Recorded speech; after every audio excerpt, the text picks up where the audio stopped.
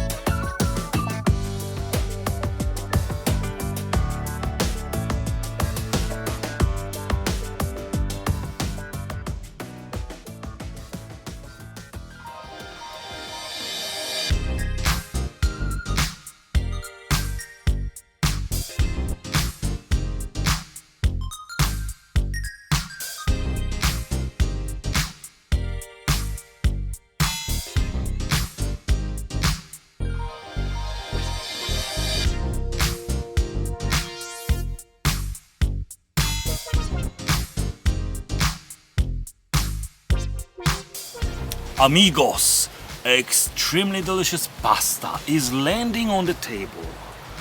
Bon appetit. Bon appetit very much. My favorite tool? Spoon. I know I'm peasant, but I'm happy peasant. So, 3, 2, 1, go.